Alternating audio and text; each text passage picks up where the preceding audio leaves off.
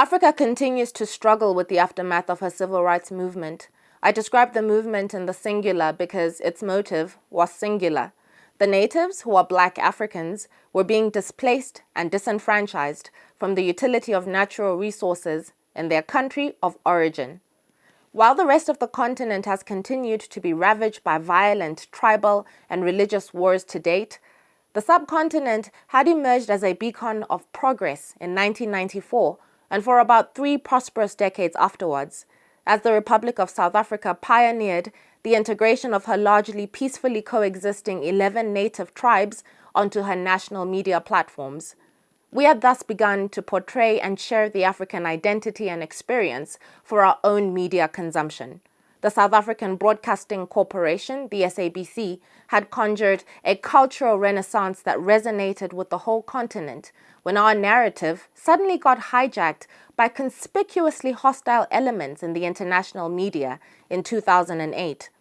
Then, our media focus was turned by the United Nations, British Commonwealth Organization, the Clinton-led US government, and the Nobel Prize Organization towards the French-American discovery, HIV.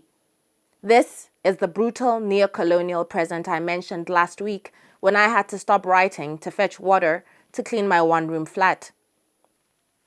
It's very easy to find evidence of the emotional and psychological motives behind racially motivated crimes against humanity, like hate speech on social media, or the archaic zoological argument about the origin of HIV, that the proximity of the black race to apes is what allowed the simian immune deficiency viruses, or SIVs, to enter the human genome via the K111 gene and then evolve into HIV. The National Geographic discusses this theory extensively on their official website. However, rarely has any recent literary work succeeded in highlighting the economic motive behind the HIV program in Sub-Sahara as explicitly as New York Magazine journalist David Wallace Wells in his 2019 essay-turned-book, The Uninhabitable Planet, A Story of the Future. Globally, the population of the poor far outnumbers that of the rich, but the carbon footprint or emission level of the rich far exceeds that of the poor. There's a greater carbon emission per capita in developed countries than from any person living in Asia, notes Wells. His preamble to this fact is a quirky yet poignant observation about pornography. Citing the latest research in U.S. internet consumption patterns, he reports that, open quotes, one think tank estimates that internet pornography already produces as much carbon as the nation of Belgium, close quotes. I lived in India between 2004 and 2006 as the globalization of the information technology industry accelerated, bringing fast, affordable internet to efficiently adapting economies like India. At this time, the viewing of pornography was undergoing a digital migration from seedy, obscurely located cinemas into the internet cafes that mushroomed all over urban and rural areas alike.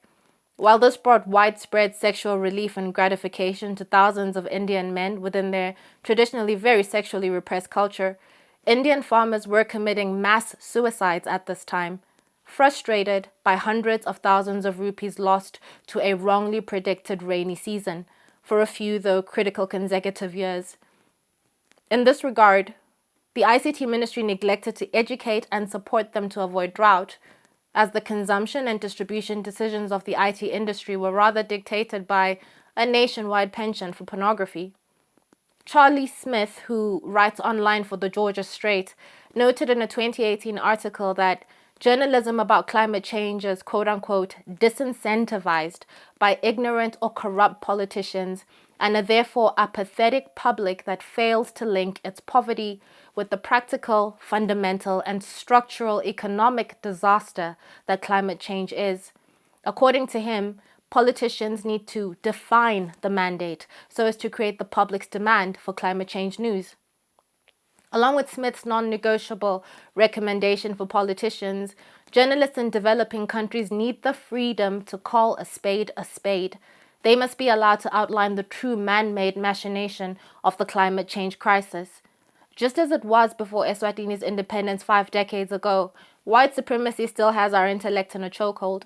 The National HIV Program of Eswatini ignores the glaring local factors of compromised immune function in favor of rolling out mass chemotherapy or antiretroviral therapy, ART. It is water injustice, food insecurity, and corrupt land use, which are the reasons that Emaswati are unwell and destitute. Among the international bestseller book lists of the coming years, I hope to see more conscientious scientists like Austrian-German molecular biologist Crystal Meyer decry the poisoning of the black pregnant mother's body with highly toxic and yet unjustified prescriptions like azithromycin, lamivudine, and Truvada, as bitterly as the West is currently panicking over how badly their capitalism has poisoned the planet. Next week, I'll tell you why Manto Pagati is the academic black female of the moment.